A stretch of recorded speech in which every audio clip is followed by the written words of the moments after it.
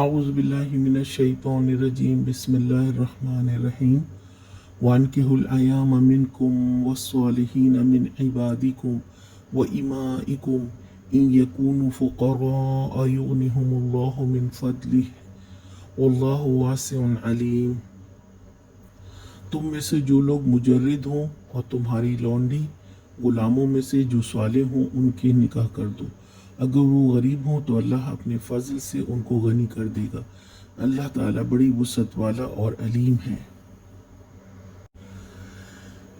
یہ اسلامی معاشرے کی ذمہ داری ہے کہ ایسے لوگ جن کا کوئی مددگار نہ ہو، مالی طور پر مستحکم نہ ہو، ان کے نکاح کا انتظام کریں تاکہ وہ گناہ سے بچیں اور ان کی آنے والی اولاد معاشرے میں فساد کی بجائے فعال کردار ادا کریں۔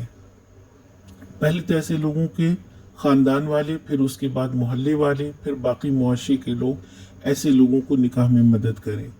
اور اس کا ایک اور فائدہ یہ ہے کہ اللہ تعالیٰ نے بتایا کہ وہ اس رشتے کے بعد اللہ کے فضل و برکت سے صاحب استطاعت بھی ہو جائے گا۔ اللہ سبحانہ تعالیٰ بہت وسعت والا ہے۔